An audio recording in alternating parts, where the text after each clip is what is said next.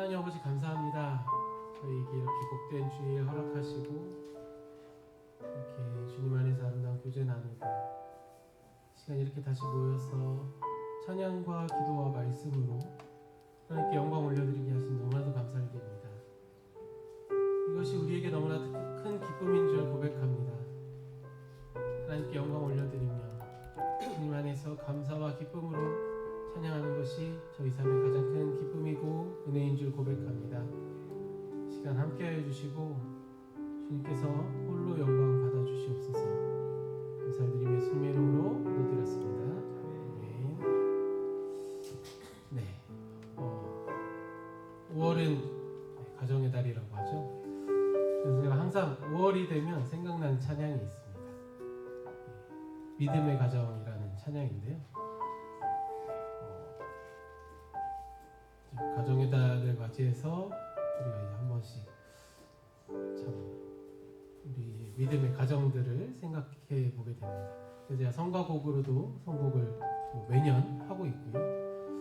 그리고 또 최근에는 이슈가 이시아에게 가장 떠오르는 축가곡이지만 그 이전에 아주 축가 1순위 곡이 아니었나.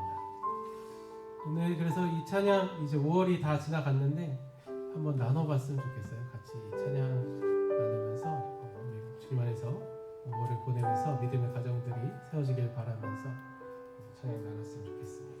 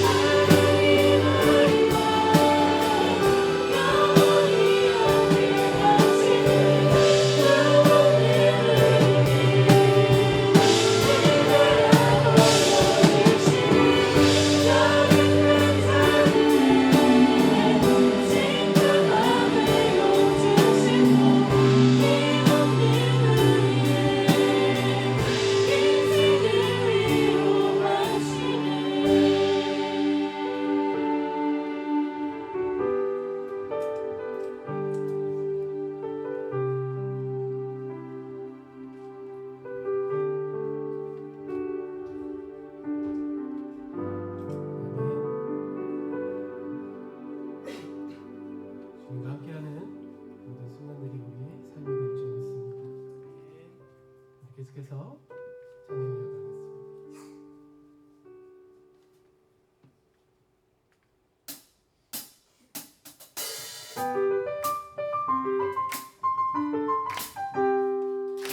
찬양 이어가겠습니다.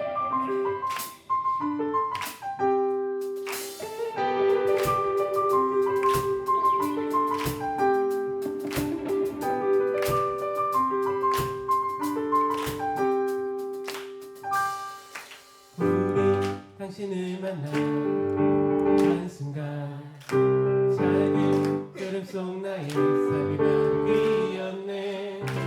주님 우리를 향한 사랑이 삶의 순간에 영원히 함께 하시네.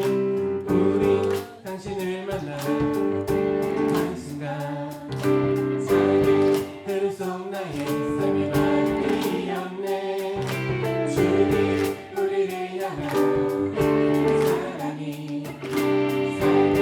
순간의 영원히 함께 하시네. 이 부분이었던 당신을 향한 나의 마음에 영원한 주님의 사랑이 가득 채워지네. 내 삶의 주인이라 당신을 향한 나의 고백은 영원한 주님의 사랑이 가득 채워지네.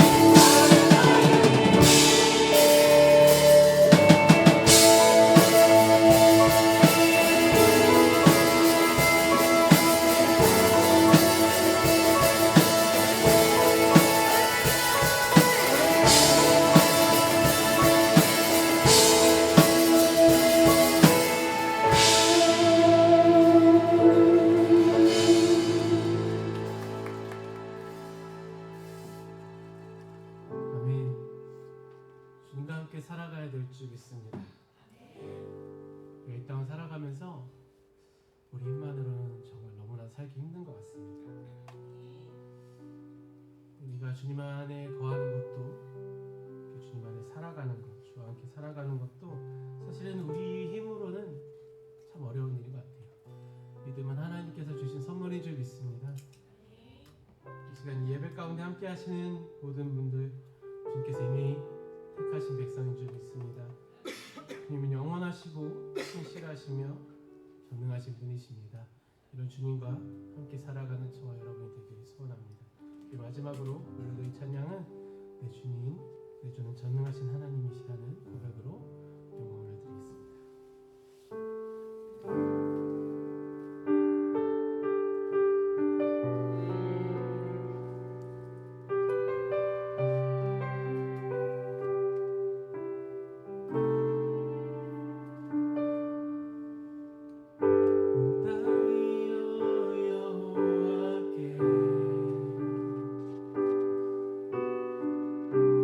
즐거이 외치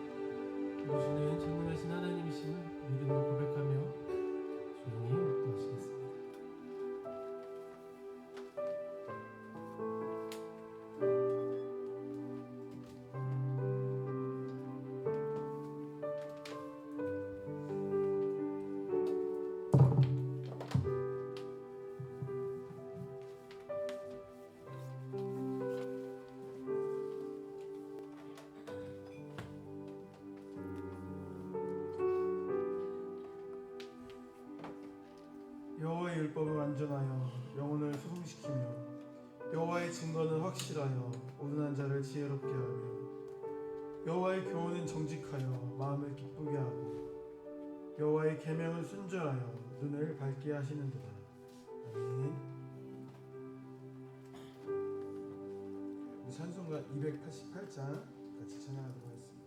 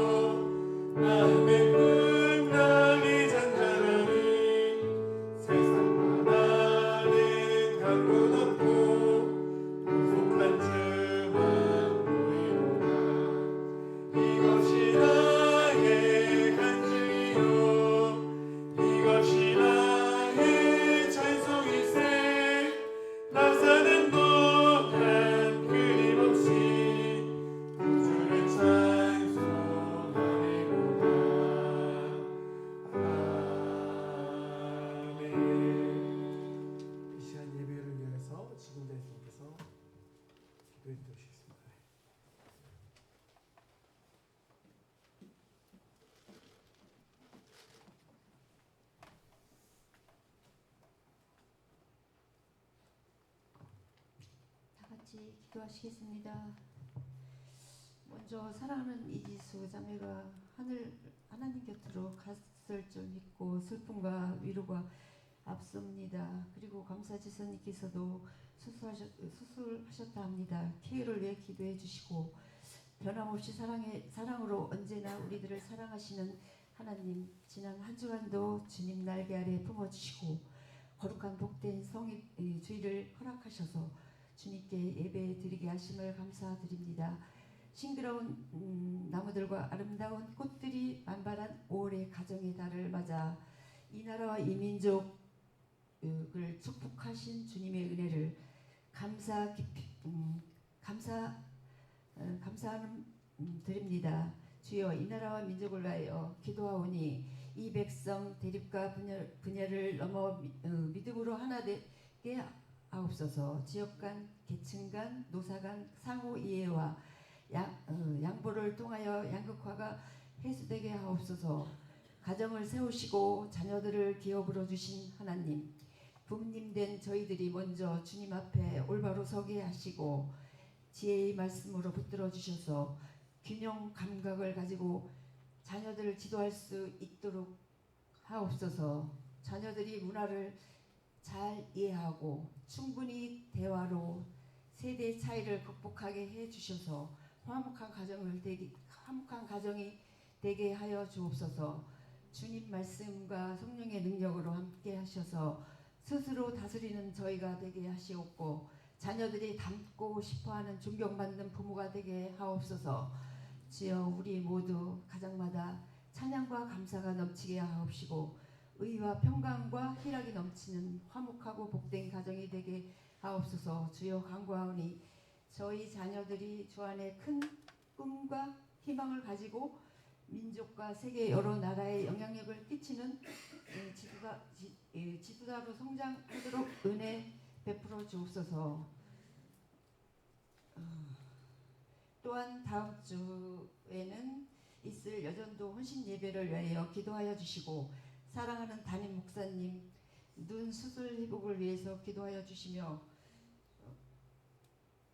목사님이 대언하실 말씀을 통하여 주의 크신 역사를 베풀어 주심을 믿사오며 예수님의 이름으로 기도드립나이다.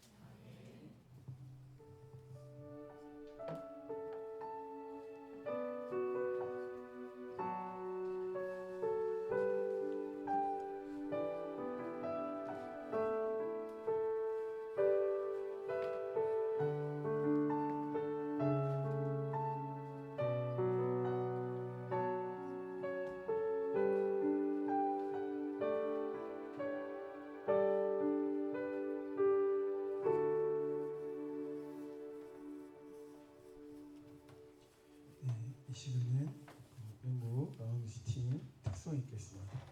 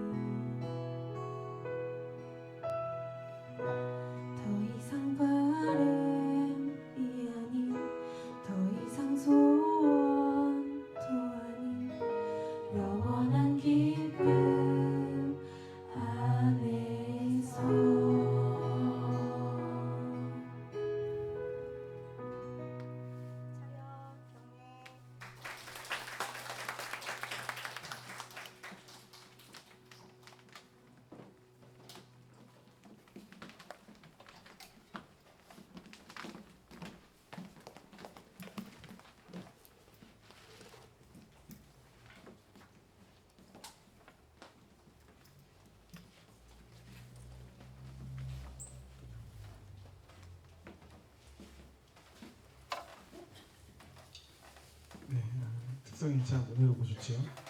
네, 감사합니다. 네, 오늘 오후 예배는 어떻게 하면 좋을까 하다가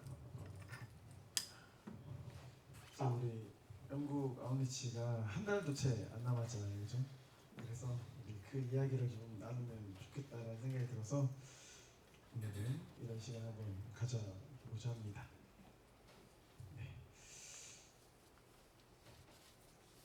성도님들도 사실은 함께 하지 못하지만 음과 양으로 여러 가지 모양으로 우리 또 같이 동참하고 협력하고 계시잖아요. 그래서 우리 친구들이 어떤 생각을 가지고 이렇게 가게 됐는지, 그리고 그것이 우리에게 또 어떤 의미인지를 좀 생각을 해보면 참 좋을 것 같습니다. 사실 이제 청년부가 해외로 나아가서 활동을 했던 게 이번이 두 번째예요. 처음이 언제였죠? 그래서 2년 전에 일본 오사카로 단기 선교를 다녀왔거든요. 그때 사실 맨 땅에 헤딩이었죠. 코로나 끝나고 다들 염려하고 그거 맞냐, 아는 사람도 없이 그거 맞냐라는 엄청난 걱정과 그런 것 속에서 준비를 했어요. 저희는 사실 무식하면 용감하다는 말로 용감하게 잘 준비했죠.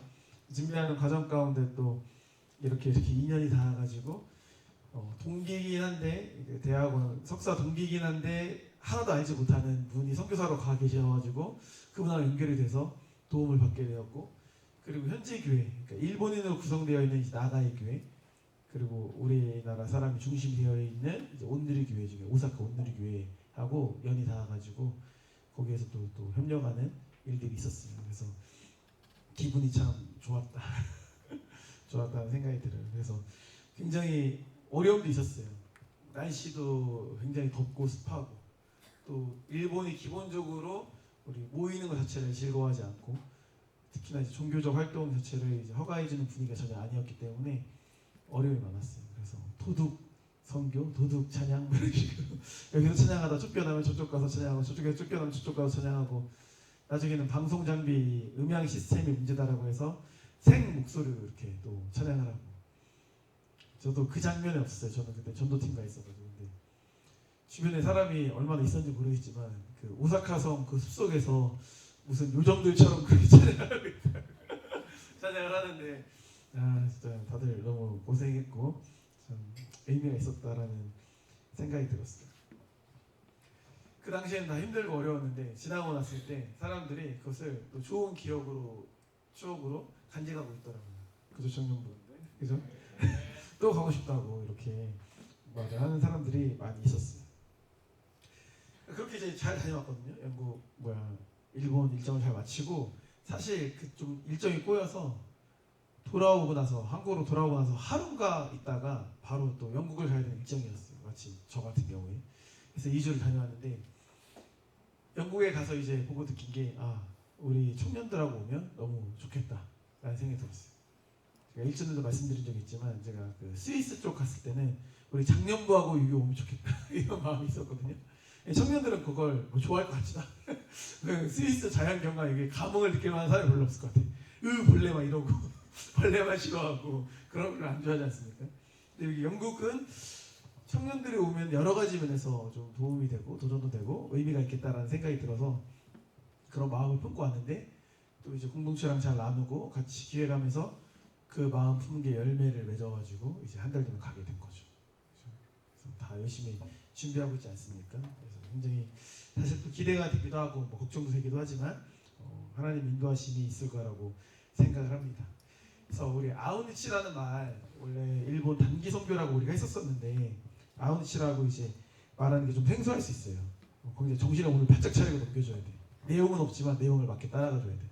PDF 파일을 보면서 따라오면 좋아. 안 되면 지가 좀 도와주세요.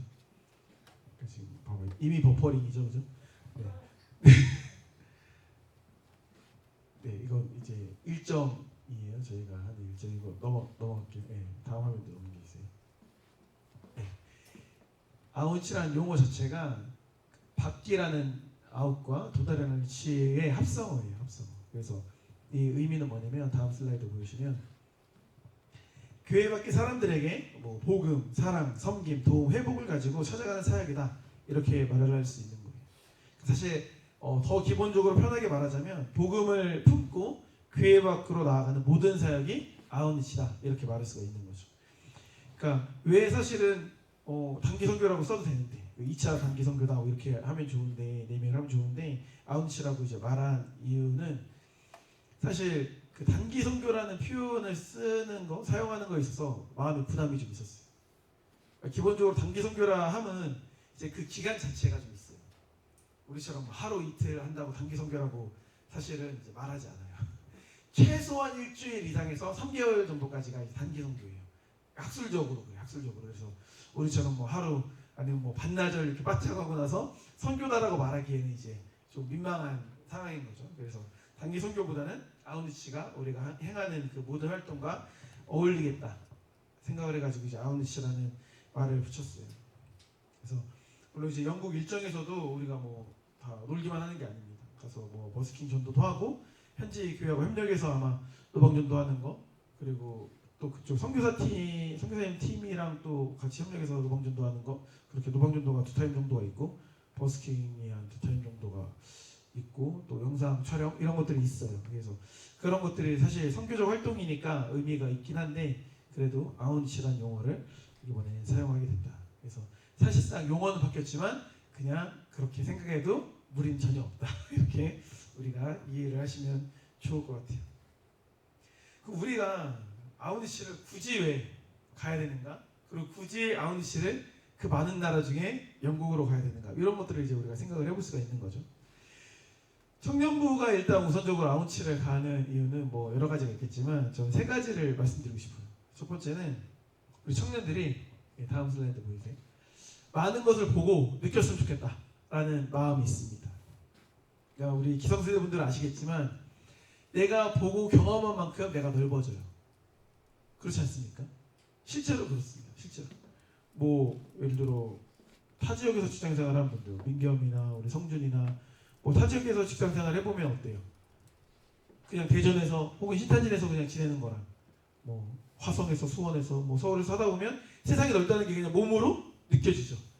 그러니까 내가 막 너무 그냥 동네에서 좁게 지내다가 와 세상이 넓구나 뭐 크게 다 내 건 아니어도 이런 큰 세상이 있구나 정말 많은 사람들이 있고 많은 일들이 있고 그 중에 내가 존재하는 거고 정말 열심히 하는 사람들 뭐 이런 사람들 많이 있다는 걸 느끼게 되거든요. 저도 아침에 이제 예전에 서울에 있을 때 6시에 기차 타고 올라가면 그 신도림에서부터 정말 많은 사람들이 신도리역 가보신 분들은 아실 거예요. 진짜 일개미들처럼 막 그냥 우르르 몰려다니면서 엄청 열심히 놀아요. 학교에 일 같은 것 때문에 일찍 6시에 올라가도 6시에도 서울은 지하철에 사람이 엄청 많습니다. 근데 우리 동네는 뭐 없죠. 6시면 사람 별로 안 다니죠. 그러니까 기본적으로 아 세상이 이렇구나, 사람들이 이렇게 살아가는구나만 봐도 얻는 게 있는 거예요. 사실 일본 우리 선교도 다녀왔지만 일본 단기 선교 같은 경우에는 뭐 좋죠. 좋은데 그렇게 외국 느낌이 없어요. 다 그냥 검은 머리가 똑같기도 하고 뭐 건축 양식이 좀 다르기도 하지만 대동소이하다. 그러니까 뭐 좋긴 한데 엄청 문화적인 이질감이라든지 뭐 이런 것들이 이제 충격, 뭐 다른 시각적인 그런 이제 뭔가 어떻게 보면 데미지 이런 게 약하다는 거죠. 근데 이제 유럽 쪽으로 가면은 완전 다른 세상이니까 아 진짜 이런 세상이 있구나, 이런 사람들이 있구나라는 것을 우리가 공으로 인해서 얻어지는 게 분명합니다. 이거는 뭐 어떤 수치로 증명할 수가 없죠. 경험이죠, 경험. 이런 경험을 우리 청년 때 하면 좋겠다. 그럼 내가 앞으로 어떤 일을 할지에 대해서 안목도 좀 넓어지고 좀 생각이 더 깊어지지 않을까라는 그런 기대가 있습니다.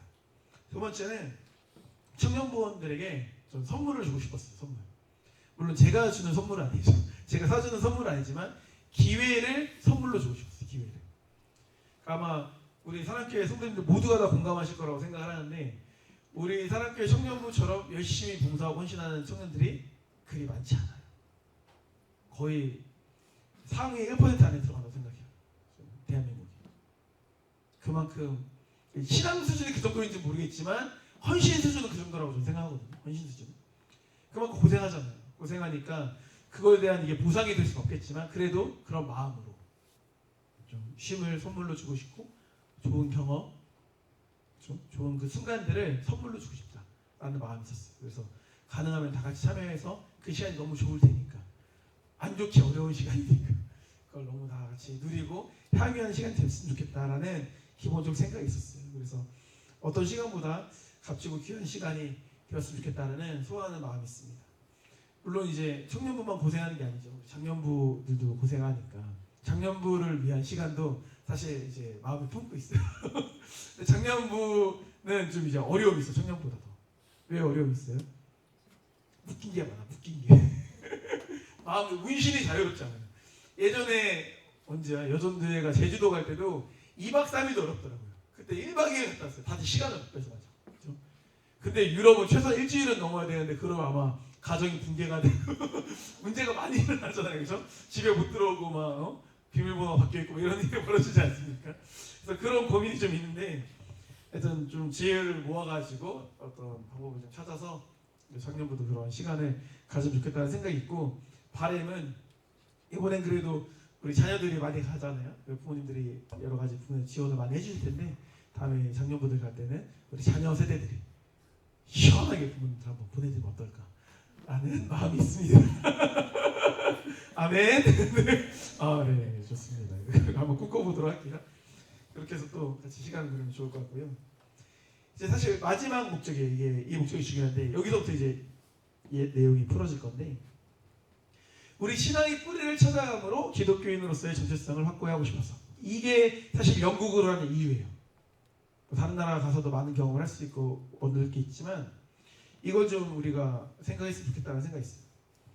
뭐냐면 그냥 우리 교회만 다니다 보면 뭐 다른 교회 갈 이유도 없지만 그냥 우리 교회의 하나님, 나의 하나님, 우리 교회 하나님, 그냥 사랑교회라는 거 안에 신앙이 갇혀버리게 되는 거예요. 이게 나쁘다는 게 아니라 무슨 말이냐면 그냥 우리만 하나님을 믿는 것 같아. 우리만 교회 다니는 것 같아. 우리만 신앙생활 하는 것 같아라는 느낌이 있어요.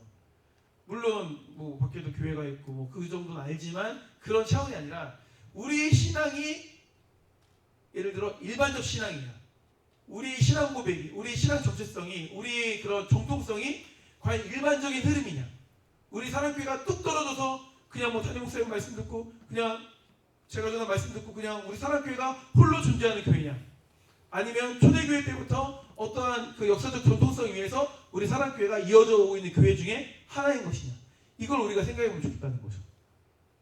그렇게 해야 우리 신앙적인 정통성, 정체성이 확립이 되는 거예요. 흔들림이 없는 거죠. 어떤 신앙을 가지고 있고 우리 교회는 어떤 교회고 어떤 지향점을 가지고 나아간다는 게 정립이 되는 거예요. 근데 그것을 사실 영국 통화에서 어느 정도 확립할 수가 있다고 생각을 했어요.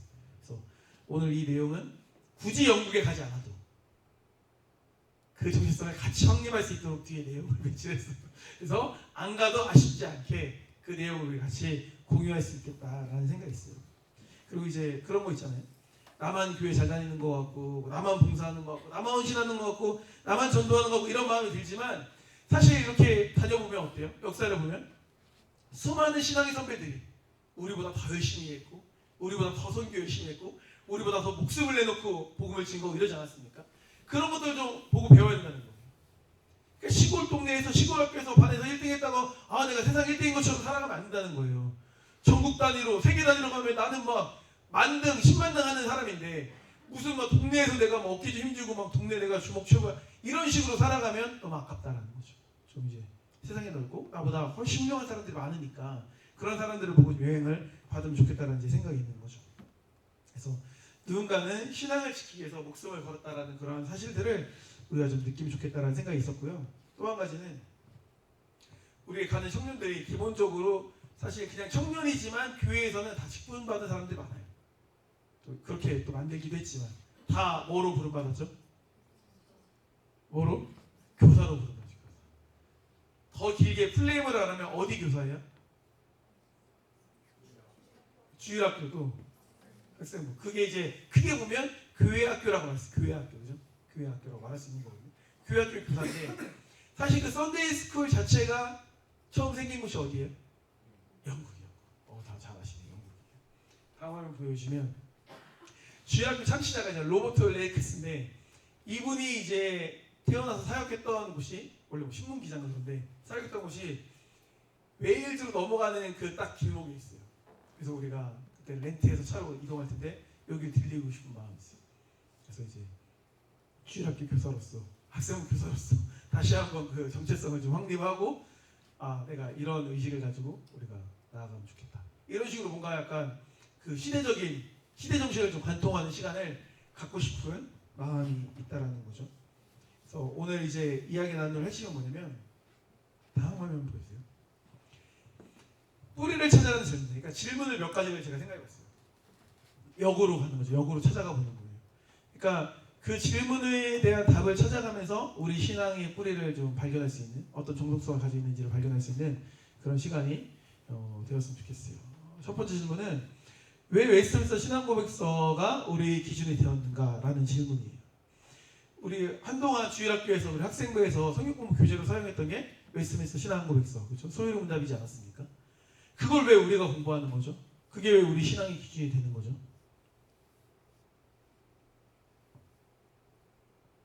왜 기준이 될까요? 보세요.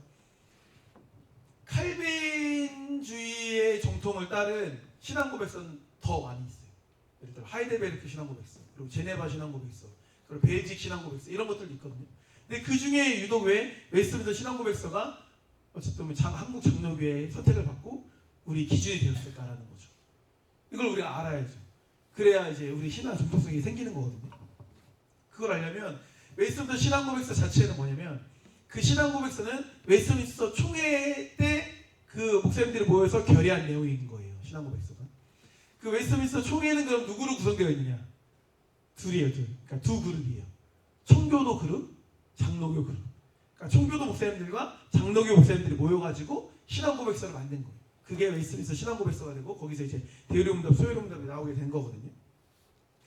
그 당시에 신앙고백서는 굉장히 중요했어요. 왜 중요했냐면 지금도 중요하지만 신앙고백에 따라서 내가 로마 카톨릭을 추구하는 신앙인지 아니면 개신교 중에서도 그 국교회라고 하죠. 영국 국교회, 성공회적 신앙을 내가 추구하는 사람인지 아니면 칼빈의 전통을 이은 개혁교회의 전통을 추구하는 사람인지 이게 신앙고백에 담겨있는 거예요.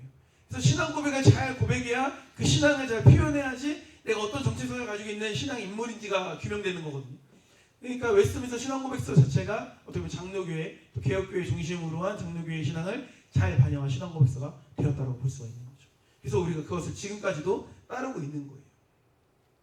실제로 그 두 그룹이 모여서 했지만 그 웨스트민스터 신앙고백서에는 그 먼저 되었던 장로교 신앙고백서에 스코틀랜드 신앙고백서가 녹아져 들어가 있어요.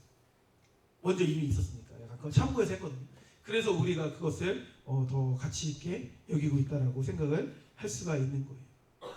그래서 그렇게 두 그룹이 웨스트민스터 신앙 고백서를 했고 그것이 장로교 정통을 받았기 때문에 우리가 그것을 공부하고 있다. 우리가 그 기준으로 신학적인 모든 체계가 이루어졌다라고 이해하시면 되는 거예요. 다음 화면 보여주세요.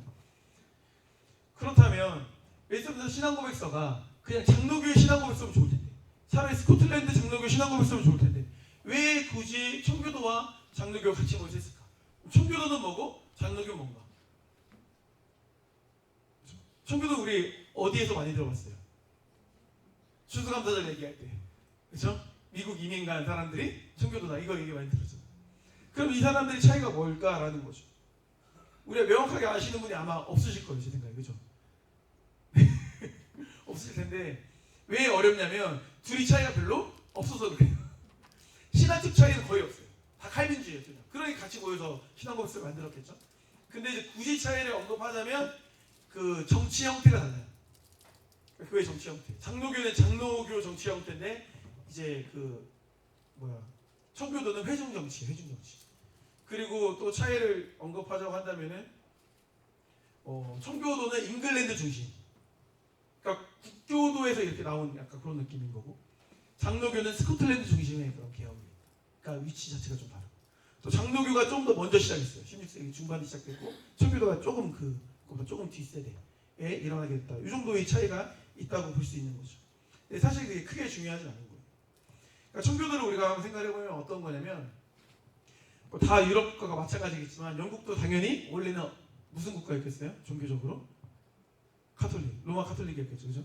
로마 카톨릭 국가였는데 누가 등장하죠? 헨리 8세가 등장하는 거예요. 헨리 8세가 등장하는데 그 안에 캐서린이 별로야. 왜 별로인지 잘 모르겠지만 되게 별로야. 아내가 별로면 왕 입장에는 뭐 하고 싶어요? 이혼하고 싶잖아요. 이혼하고 싶은데 이제 안달이 난 거지. 그래서 이혼하겠다고 이제 교황한테 이제 얘기를 하는 거예요. 나 이혼하고 싶다 하니까 교황이 이혼을 허락했을까요? 반대했을까요? 반대를 했어요. 왜? 나 이혼 사유가 별로야 이랬을까요? 캐서린네 집안이 좋은 집안이에요. 스페인 왕가. 근데 스페인은 사실 교황을 후원하는 굉장히 큰 나라예요. 스페인. 또 가깝고. 걔네 입장에서 영국은 외딴 섬이잖아요. 좀 멀고. 그러니까 당연히 영국보다는 얘네가 충성파인 스페인 편을 들어줄 수밖에 없는 거죠. 그러니까 헨리 8세는 이혼하고 싶은데 이혼 허락 안 해주니까 기분이 좋아요, 안 좋아? 안 좋지. 그럼 어떻게 하지? 어떻게 이혼할 수 있지? 막 고민한 거예요. 그때 딱 유레카한 거지. 뭐야? 아예 그냥 그럼 로마 카톨릭을 버리면 되겠네? 라는 생각이 든 거예요. 왜냐면 그때 막 종교개혁이 일어나고 그때 막 이제 신교로 바뀌고 막 이런 분위기가 있었거든. 여기에 편승하면 되겠다고 생각한 거예요. 그래가지고 로마 카톨릭을 버려버리고 종교개혁을 그냥 정치적인 목적으로 어떻게 자기 마음대로 해버린 거죠. 그렇게 종교개혁이 영국 종교에 일어난 거예요. 그래서 국교를 세우고 성공회까지 생기게 된 거거든요. 그러다 보니까 문제가 뭡니까? 출발점이 종교개혁은 로마 카톨릭이 썩었다. 거기 도저히 안 되겠다. 이건 성경이 아니야. 하나님이 원하시는 게 아니야. 라고 해서 거기에 대한 반대 마음으로 나와서 종교개혁이 일어나야 뭔가 개혁이 일어나는 건데, 정치적으로 일어나다 보니까 이건 종교개혁이라고 게 애매해. 바뀐 것도 많은데 안 바뀐 것도 많아. 약간 이런 식으로 된 거예요. 애매한 포지션에 그런 종교개혁이 되어버리게 됐다는 거예요. 이것 때문에 이제 엄청난 혼란이 오게 된 거죠. 영국 그 당시에. 그래서 1차적으로는 국교 신교의 갈등인 거죠. 종교개혁을 했으니까. 그래서 캐서린 헨리 8세가 죽고 나서 그 다음에 왕위를 이어받은 게 캐서린 딸이 이어받다 보니까 그 사람이 여러분들 다 아는 그 유명한 피에 메리가 되는 거죠. 그럼 개신교가 또 들어가 완전히 개신교들 다 잡아주게 이래가지고 막 다 잡아주는 거예요. 우린 다시 카톨릭으로 돌아갈 거야. 다시 카톨릭으로 돌아가요. 그 개신교들 숨죽여있다가. 근데 사촌 동생이었던 엘리자베스는 또 개신교네. 그게 약간 이게 카톨릭처럼 이렇게 숨어있다가 그 메리가 가고 나서 다시 엘리자베스가 나와가지고 어떻게 한 거야? 다시 카톨릭 다 잡아주고 이제 개신교가 된 거예요. 근데 중요한 거 뭐냐? 그 개신교가 아니야. 개신교인데 우리가 알고 있는 개신교가 아니야. 애매한 개신교야, 국교회가. 그러다 보니까 아니야, 우리는 이게 아니라 진짜 개혁을 원하는 거야. 진짜 종교개혁을 원해. 이러면서 이제 그 성공회에서도 또 개혁을 요구하는 목소리가 나왔는데 그 사람들이 이제 청교도가 된 거죠. 더 순수한, 더 말씀 근거적인 중심된 그런 우리 종교를 갖자라고 해서 청교도가 나온 거예요. 그러면서 이제 엄청나게 막 이제 전쟁이 시작되는 거죠. 그렇게 된 거예요. 그러니까 그런 종교 갈등으로 인해 이제 1640년에 청교도 혁명이 일어나게 되었고요. 이후에 1643년에 웨스트민스터 총회가 열리면서 장로교 신학이 정립이 되었다. 이렇게 이제 볼 수가 있는 거예요. 그러니까 청교도는 기존 국교의 내 개혁을 위한 운동으로 출발했다. 그러니까 제도적 교회 교단이라기보단 신앙의 태도나 경건 운동이다. 그러니까 국교에서 반한 그런 뭔가 깨끗한 정화 운동 같은 그런 개념이다라고 우리가 이해해 볼 수가 있는 거죠. 그러던 중에 이제 일부 사람들은 종교적 자유를 원해서 어디로 한 거예요? 미국을 갔다라는 거죠. 미국을 할 때 근데 청교도들만 갔냐? 그게 아니에요. 20-30년에 걸쳐서 장로교들도 많이 간 거예요. 청교도, 장로교 이렇게 해서 많이 이주를 한 거예요. 그래서 지금까지도 미국을 무슨 국가라고 그래요? 청교도 국가라고 하잖아요. 그래서 그 틀이 마련됐기 때문에 그 배 하나 갔다고 해서 청교도 국가가 아니라 이주를 많이 했대요. 그래서 미국이 그렇게 지금까지도 신앙적인 정신을 가지고 있다라는 거죠. 그걸 이제 미국을 우리가 이해해 볼 수가 있는 거고.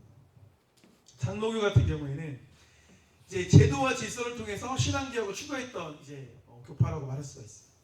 그러니까 교회가 세상 속에서 어떻게 같이 공존할 수 있을지를 고민한 교파다라고 말할 수가 있죠. 그래서 교회 정치와 국가 관계 그리고 공동체적 신앙을 강조했어요. 그렇게 해서 칼빈 신앙의 영향을 받은 존 낙스를 중심으로 개혁이 일어나가지고 1560년에 스코틀랜드 의회가 로마 카톨릭을 폐지하고 스코틀랜드 신앙고백사를 채택하거든요. 그러면서 장로교가 이제 스코틀랜드의 국교로 자리 잡게 되는 거예요. 그때 이제 일부가 미국으로 또 이주가고 이렇게 된 거죠. 그래서 그 일부가 미국으로 이주해서 거기서 미국 최초의 장로회가 설립이 되고 거기서 이제 장로교가 이제 미국에서 부흥을 하게 된 거죠.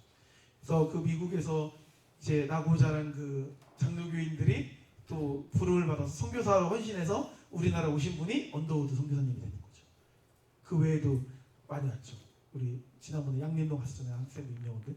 그 장로교, 북장로교, 남장교동 선교사님들이 다 이렇게 해서 내려오신 분들이죠. 우리나라로 넘어오신 분들이고 그분들 중에 한 분이 또 이제 한남대의 터를 잡아 한남대를 세우시고 한남대가 이제 장로교를 세운 거 아닙니까? 미국 장로교에서. 그 미국 장로교에서 세운 한남대를 또 우수영제가 저 나오고 또 그죠? 이렇게 다 이제 신앙이 연결되는 거예요. 그 뿌리 장로교의 뿌리가 쭉 이렇게 연결돼서 우리가 존재하는 거죠. 저 유민희 쌤도 어릴 때 한남대에서 많이 노시고 그죠? 영부에서도 많이 놀고 다 한남대에 수혜를 받았죠. 한남대 그저 밥 먹으러 가면 한남대 주차장 다 이용하고 우리도 그죠? 이렇게 한남대 수혜를 은고양으로 다 이렇게 입은 거죠. 뭐 이렇게 지금까지도 이렇게 연결된 거예요. 그 흐름을 쫙 이렇게 연결됐다라고 우리가 이해해 볼 수 있는 거예요. 그러면 장로교의 창시자로 불리는 존 낙스는 어떤 사람이냐는 거죠. 이 사람이 뭐 약간 뿌리가 있냐? 한번 볼게요. 다음 보여주세요.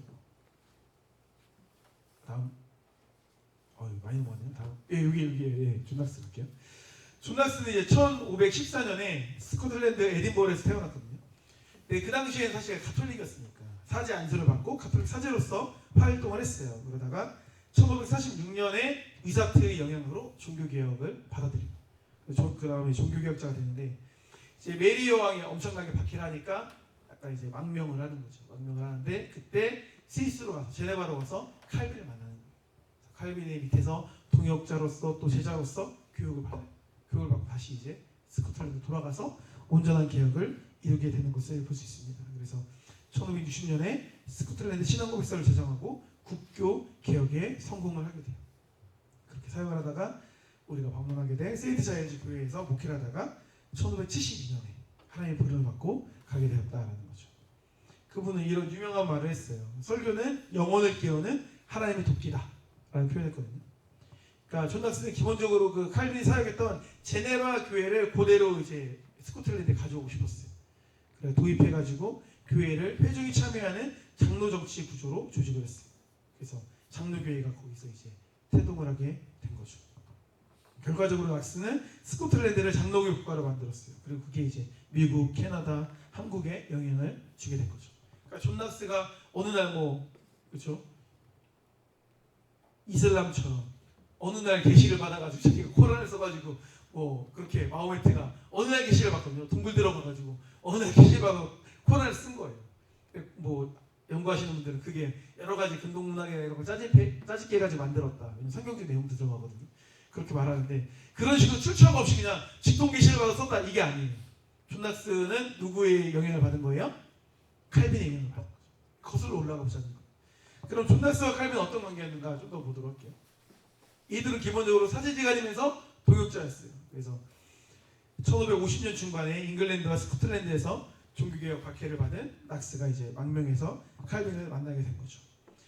그래서 칼빈은 제네바에서 교회와 시민공동체의 개혁을 함께 이룬 인물로서 종교개혁에 있어서 가장 중요한 인물이라고 말할 수가 있어요. 종교개혁을 처음 문을 연 사람 누구예요? 종교개혁 처음 문을 연 사람. 그렇죠. 마틴 루터죠. 루터가 95개 종 방망문을 붙임으로 인해서 그게 시발점이 된 거죠. 제가 설명드렸었지만 종교개혁을 일으켜야지 라는 생각으로 그걸 붙인 게 아니라 로마 카톨릭이 너무 엉망이어서 이건 안 돼, 이런 거 문제가 있어 라는 걸 대잡으로 붙인 거예요. 근데 그게 종교개혁의 신호탄이 되어버린 거죠. 왜냐면 이게 별로라는 걸 루터만 생각하고 있었던 게 아니거든요. 많은 기독교인들이 이거 별론데 이거 아닌데 라고 생각했던 사람들이 많았고 전 종교개혁자들 뭐 야누스라든지 이런 사람들이 이미 있었던 거죠. 근데 그게 막 말을 하면 잡아 죽이니까 말은 못하고 막 별론데 다 생각하고 있다가 누가 딱 먼저 나서니까 맞아 우리도 그렇게 생각해 이러면서 막 불일 듯이 이제 일어나게 된 거죠. 그러니까 루터가 그렇게 시작을 하긴 했는데 본인도 사실 종교개혁에 대한 마음도 없었고 이걸 좀 잘못을 지적하려고 하다 보니까 이렇게 된 거고 또 이신칭이라는 것 자체만 이렇게 우리가 한 거지 하여튼 루터 자체가 이걸 꺾을 수 없어서 간 거지 종교개혁을 이루겠다라는 야심찬 마음을 가지고 간 게 아니었다라는 거예요. 그러다 보니까 루터가 이제 종교개혁을 일으키는 거에 대해서 좀 한계가 있었고 그 이후에 어떻게 보면 1.5세대, 2세대라고 할 수 있는 칼빈이 사실은 종교개혁에 중점적 사역을 했다라고 말할 수가 있죠. 그래서 이후에 개신교라고 불리는 많은 교단들이 사실은 신학적으로 칼빈에게 빚을 다 졌어요. 무슨 말이냐? 뭐 감리교가 우리나라로 치자면은 뭐 성결교건 성결교는 감리교의 영향을 받았거든요. 감리교는 사실은 신학적으로 보면은 칼빈의 영향을 기본적으로 받았어요. 물론 신학적 양상이 나중에 좀 갈라지긴 하지만 그 웨슬리 자체가 그 칼빈주의 영향을 받았어요. 그러니까 뿌리로 가면 칼빈주의 영향을 받지 않은 개신교는 없다라고 해도 과언이 아니에요. 그러니까 루터교는 뭐 먼저니까 안 받았다라고 말할지 모르겠지만 사실 루터교는 뭐 독일에서만 있지 루터교가 그렇게 흥하지 못했거든요. 그러니까 칼빈이 개신교에 전반적인 영향을 미쳤다라고 볼 수가 있는 거죠. 그래서 존 낙스는 제네바를 가장 가까운 천상의 도시다 이렇게 말해요. 그 정도로 완벽한 하나님의 통치가 있는 도시다라고 말할 정도로 그렇게 좋게 생각을 했던 거죠. 그래서 칼빈에 대해서 참된 목자여 하나님의 진리를 수호하는 사람이다라고 말할 정도로 칼빈을 굉장히 신성했어요. 그러니까 칼빈과 존 낙스는 굉장히 좋은 관계였고 칼빈의 영향을 낙스가 많이 받게 되었다. 그래서 그것을 이제 많이 영향을 받게 되었다라고 말할 수가 있는 거죠. 그럼 이제 보세요.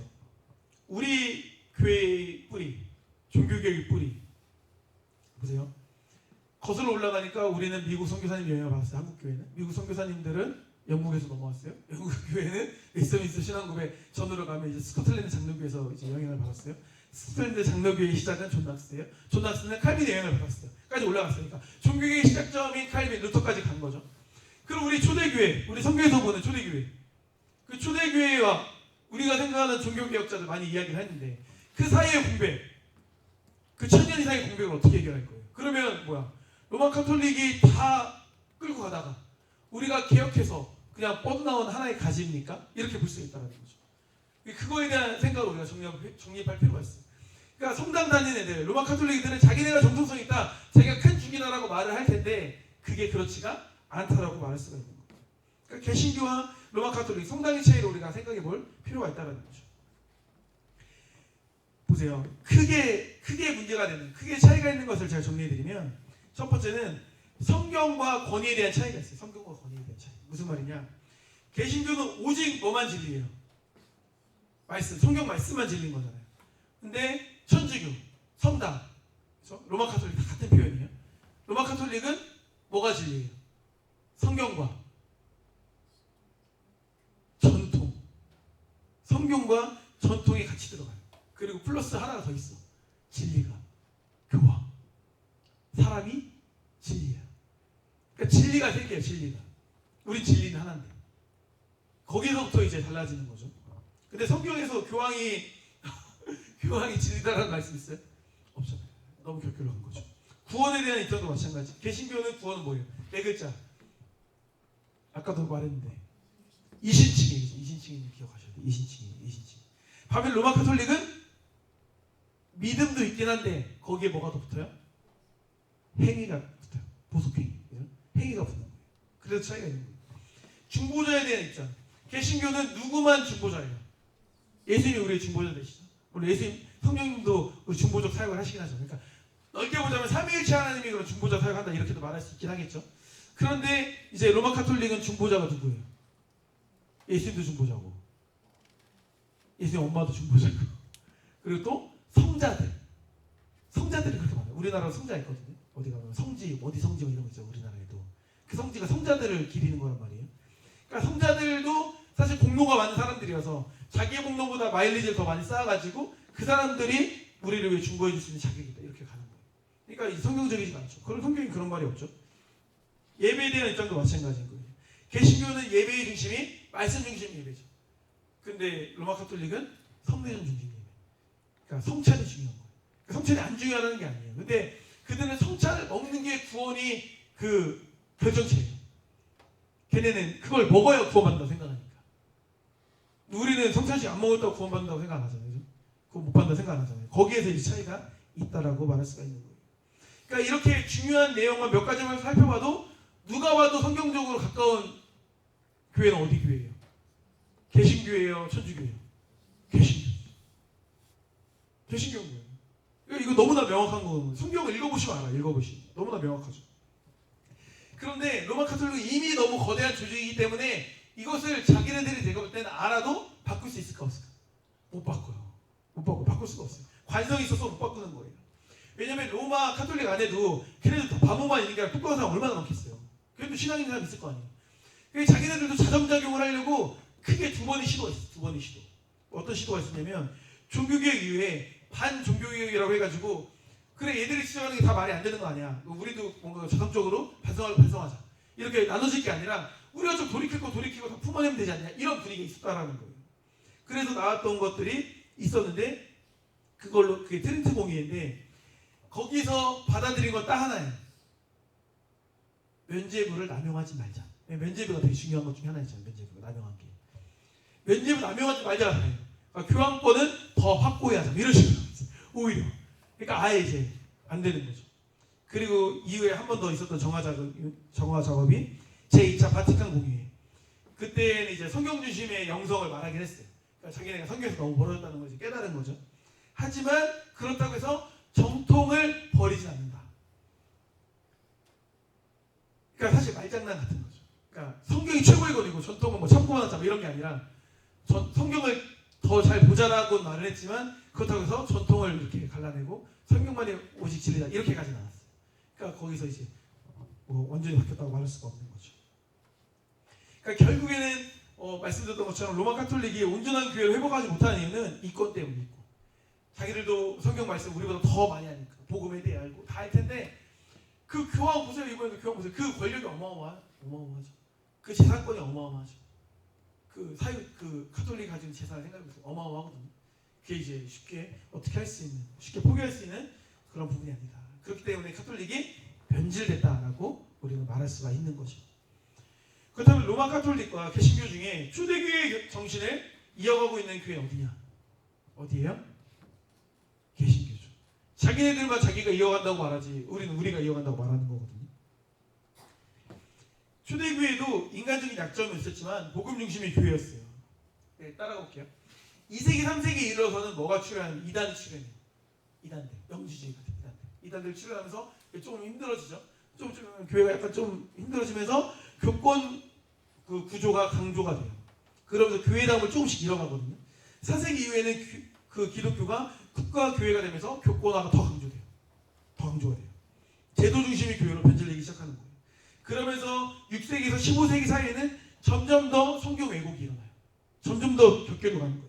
성리 중심의 구원론이 자리 잡게 되고 예전에 말했잖아요. 그 포도주를 흘리는데 강아지가 핥아먹으면 강아지가 구원받냐 이런 걸로 싸우고 막. 그 바늘 침 위에 천사가 몇 명이나 올라갈 수 있냐 이런 걸로 논쟁하고 막 이러는 거예요.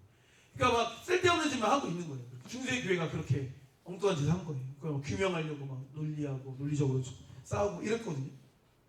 변질된 거죠. 그러면서 또 하나가 교황권이 이제 커지면서 교황권 남용으로까지 가게 된 거죠. 이렇게 초대교회 때부터 중세교회는 서서히 타락을 하게 되었다는 거예요. 그 결과 종교개혁이 일어났고 성경적인 교회, 오직 성경, 오직 말씀으로 돌아가는 거예요. 그러니까 로마 카톨릭 입장에서는 본인들의 교회의 정통성이라고 말을 하겠죠. 하지만 개신교 입장에서는 초대교회 용신을 이어가는 건 개신교라고 말할 수가 있는 거죠. 객관적으로 그렇다라는 거예요. 예수님께서는 제자들을 통해서 교회를 세우셨거든요. 그리고 교회는 초대교회 형태로 세워진 거예요. 그 교회. 사도 바울을 비롯한 많은 이제 그 제자들이 교회를 세우고 또 교부들이 초대 교부들, 교부적 그 속사도들이 많이 교회를 세우고 선교적 사역을 한다 했단 말이에요. 그렇게 많이 세워진 교회들 중에서 가장 큰 교회 5개, 총대 5개의 교부가 생겼어요. 그게 뭐예요? 로마 교회, 알렉산드리아, 그렇죠? 안디오, 뭐 콘스탄티노플, 뭐 이런 식으로 이제 총대 교부가 생겼단 말이에요. 근데 문제는 뭐냐? 그렇게 세워졌는데 7세기경에 이슬람의 침공으로 예루살렘 교회 문 닫아요. 안디옥 교회 문 닫아요. 알렉산드리아 교회 문 닫아요. 다 614년, 637년, 640년 그 상간에 그냥 3개가 다 죽어요. 다 정령당해요. 그래서 1453년에 콘스탄티노플까지 이슬람이 넘어가죠. 그 과정에서 봤을 때 그 커다란 전통 있는 교회들이 다 넘어가다 보니까 어디에 힘이 몰리겠어요? 로마 교회에 힘이 몰리게 되는 거죠. 그러니까 로마 교회도 하나의 주교 중에 하나였던 거예요. 근데 이제 다른 애들이 다 사라지다 보니까 힘이 몰리게 되고 그러면서 이제 교황권이 강화가 되는 거예요. 교황주의가 이제 나오기 시작하게 되는 거죠. 440년경에 이제 교황이라는 호칭 자체가 나오게 됐고 이후에 이제 6세기경 넘어서부터 더 독점적으로 교황이라는 단어를 이제 로마 주교가 사용을 하게 됐대요. 엉망이 되는 거죠. 시간 순으로 정리해보면 이렇게 우리가 생각을 해볼 수가 있는 거예요. 예수님이 세우신 제자들이 초대교회를 세우고 초대교회에서 중세교회로 넘어가고 중세교회에서 타락함으로 종교개혁이 일어나고 루터가 1세대 종교개혁자라면 2세대 종교개혁자가 칼빈, 그렇죠? 루터가 새로운 시대의 문을 열었다면 칼빈이 그 길을 닦았다. 그 길을 닦은 것을 누가 걸어가요? 낙스가 걸어가고 장로교를 세우게 되었다라고 말할 수가 있는 거죠. 그 영향을 받은 장로교가 웨스트민스터 신앙고백서를 세우게 되었고 그들이 또 청교도와 같이 미국으로 넘어가서 장로교를 세우게 되었다. 이후 청교도와 장로교 정신으로 세워진 미국에서 파송된 선교사님들이 우리나라에 오므로 인해서 우리가 복음을 듣게 되고 이렇게 사랑교회가 세워지게 됐다라고 말할 수가 있는 거죠. 그러니까 우리 신앙적인 정통성이 그냥 어느 날 담임 목사님이 기도원 가셔가지고 계시를 받고 사랑교회 세우고 이게 아니라 그 장로교 신앙정신, 종교개혁의 신앙정신, 초대교회 신앙정신을 우리는 쭉 이어서 지금까지 오고 있다는 것을 우리가 알 수 있다는 거예요. 그래서 이번 아모니치 때 이게 무슨 상관이냐? 그 장로교회의 신앙고백, 웨스트민스터 총회가 있었던 웨스트민스터 사원, 그 교회를 사원이라고도 하거든요. 웨스트민스터 교회를 우리가 방문할 생각이다라는 거예요. 방문 일정이 있는 거예요. 물론 교회 안으로 안 들어갈 거예요. 입장료가 비싸가지고 교회 밖에서만 우리 정신을 충분히 느낄 수 있으니까 교회 밖에서 그 정신을 느낄 생각이라는 거죠.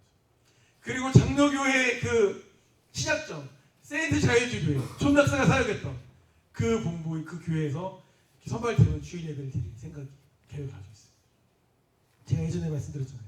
그 예배 한 번으로 그 모든 그 돈이 아깝지가 않다라는 생각이 들었어요. 그러니까 이게 진짜 완벽한 그 장로교 예배 모범의 그런 키사판이나 이런 느낌이 있어요. 그러니까 예배 형식과 그 예배 그 분위기와 그 구조와 이게 진짜 완벽하더라고요. 완벽해. 할렐루야. 인터넷으로 보면 들어와서 볼 수도 있어요. 볼 수도 있고 그렇게 이제 예배를 드릴 생각이라는 거죠.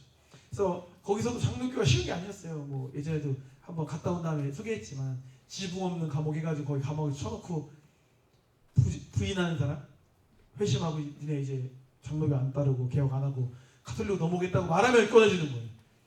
그냥 나오면 돼요. 그 가둬놓진 않아요. 그냥 장로교 신앙고백 사람 여기 그냥 있어요. 이거. 난 이제 너무 힘들어서 나가야겠어. 나가면 끝인 거예요. 나가면 괜찮아. 아무도 뭐라고 안 하는 거예요. 근데 그걸 그냥 여기서 그냥 서서 죽는 거예요. 여기 있다 죽는 거예요. 굶어 죽는 거예요. 여기서. 이게 사실 어마어마한 거거든요. 이게 뭐 사실 쉽지 않습니다.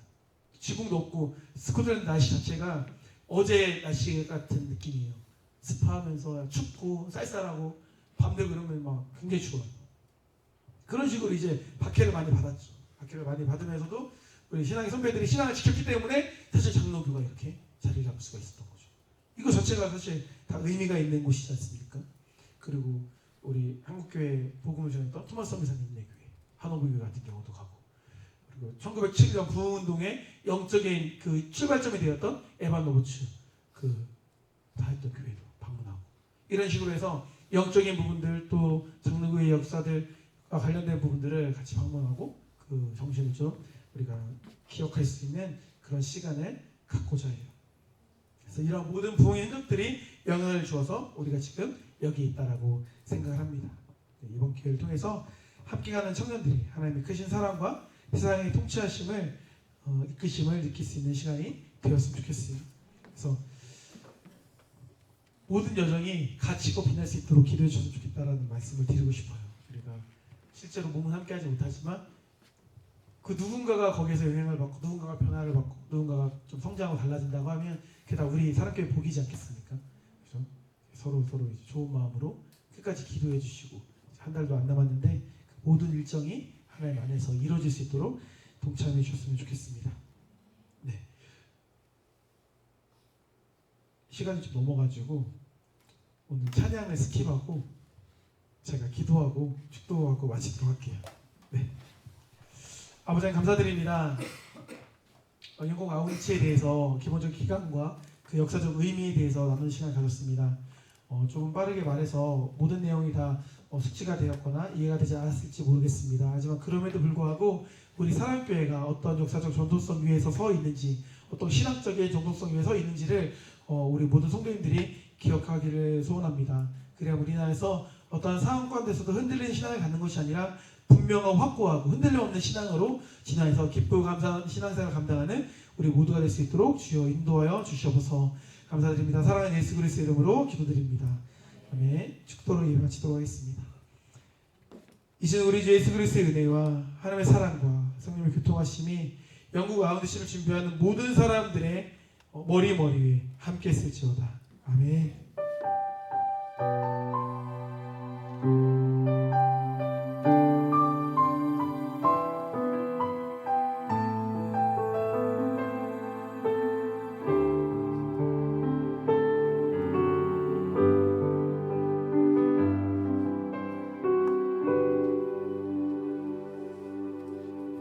이것으로 오늘을 마치도록 하겠습니다.